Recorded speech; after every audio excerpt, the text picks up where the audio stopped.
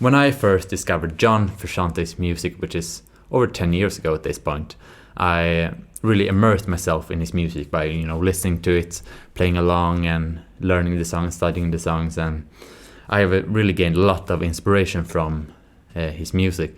And obviously I have gained a lot of inspiration from other artists as well, but I think each musician gives his own kind of vibe and at the end of the day gives a unique experience, and I believe I gained most of my inspiration from John. But as most of you probably know, for over 10 years now he has been doing experimental music and not really that guitar and vocal based music, and I think it's really cool that he's trying new things in the realm of music and all. But at the end of the day I also miss those old guitar and vocals based songs, which, like I said, has been the biggest source of my inspiration. But now, for maybe a week ago or something like that, he did another reissue of the album Curtains, which was originally released in February of 2005. But this time in the reissue you get 3 demos which you have never heard before, and one is a demo of the Time Tonight song, which has always been on the album, but 2 of the demos are actually songs that we have never heard before. And the song that I am listening the most to for the last week and also playing along to, just like in the old days, is the song called Become, which is a acoustic and vocal based song with also some nice electric guitar soloing. And that whole experience of getting that new song that you have never heard before really takes me back to those old days when I first discovered John's music, and I think it's a really cool experience. And I just thought I would make a video about it because I think a lot of people can relate to it. And I thought the best way to make a video about it is to go through the song, the acoustic part for the song. So yeah, here we go. So first I should mention that the song is tuned down, and I have tuned down my guitar about 20 cents below standard tuning, and I think it sounds alright. But you could use your ears to see if you come to a different conclusion. But in case you want to use my kind of tuning, here are each of the strings.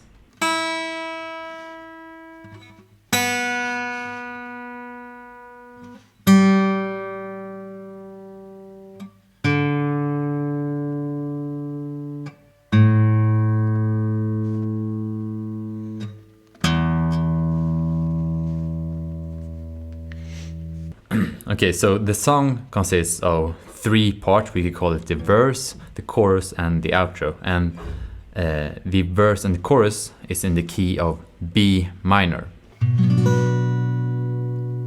And then the outro is actually in another key, which is B flat.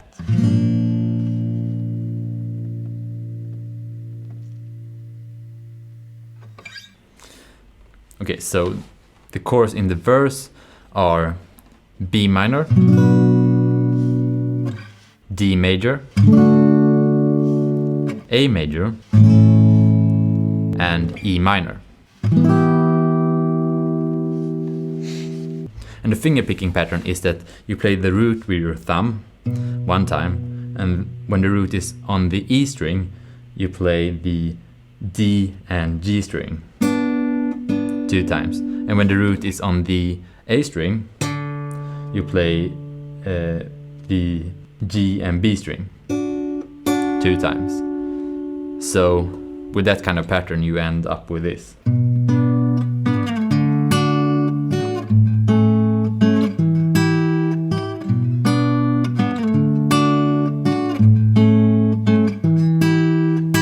And I play with my index and middle finger when the root is on the E,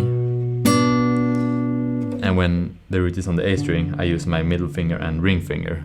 And I think it's good to get in the pattern of using different fingers. So yeah, I can really recommend that to become a better guitar player. And for the chorus, you play the D chord again, but this time I play it as in the C shape, like that. And then the A chord, an open chord, E minor, open chord, and G major bar chord. And the pattern is even simpler this time because you always play the root with your thumb, and then you always play the B and E string. And the strumming pattern is, or the finger picking pattern is the same as in the verse. So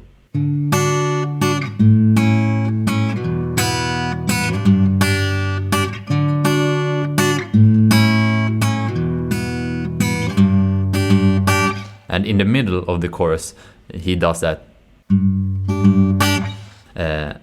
So yeah, and that is pretty much the first segment, and he ends the first chorus by playing something like this.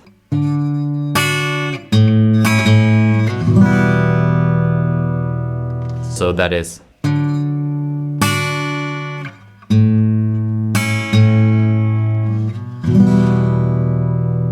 still the same chords, but just a different pattern with your right hand. And then you play the verse up here and the chorus again. And when you end the chorus for the last time, you play something like this. And here's the key change. So just going through that slowly before the key change, you play like that, and then open A, D string, and the B and E string. And then we are onto the outro. So the outro consists of these chords: B flat, F major, and then G minor, F major, and then the most beautiful chord, the E flat major 7. And then you have a short F chord again. So that maybe sound really confusing when I go through the chords like that, but it's all really about the strumming pattern in order to get it right. And you play those chords 5 times, and the first time you have a different strumming pattern than the other 4 times. So the first time you play it like this.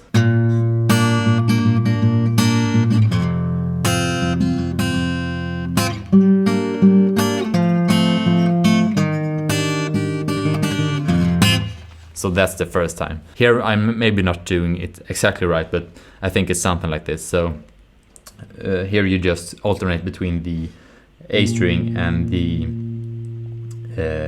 G and B string with your index finger and middle finger. Something like that. And then you play the F major chord and the root with your thumb as always on the E string, and then the B and E strings with your middle finger and ring finger, and the same kind of style. And if you listen closely, he actually delays the last time he plays those strings, so it's something like this. And then he moves on so to the next chord, which is the G minor chord, like that, and the F major chord with a quite straight rhythm. And on the E flat major 7 chord, I believe he plays something like this. So you alternate between the D string with your thumb and the B and E string with your middle finger and ring finger. And I believe he plays first the thumb and then 2 times like that, and then just alternates back and forth like this 2 times. And then he switched to the F major chord, playing the root and then the B and E string. So, and it's not even distance between, because you play these strings 3 times in a row, and it's not even time distance. It's a quite interesting rhythm. So going through that first part of the outro, we have something like this.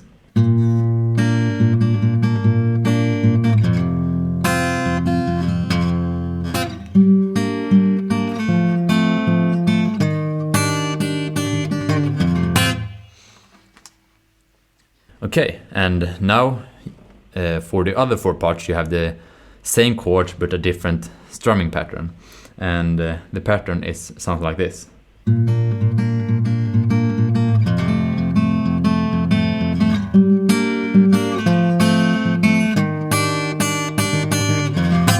So you just alternate back and forth 5 times like this.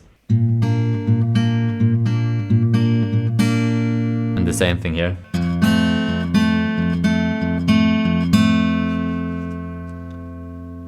And then on these chords you have this rhythm. And then on the E flat major 7 chord you have the same rhythm as always. And yeah, so going through that part you should have something like this.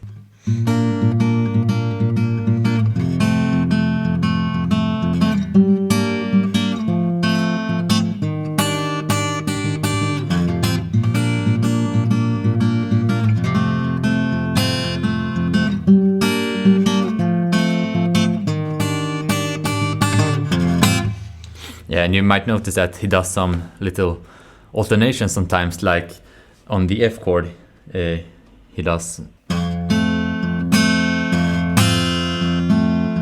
he alternates what strings he plays. And to end the song, you stay on the E flat major 7 chord for an extended period of time with this kind of strumming or finger picking pattern.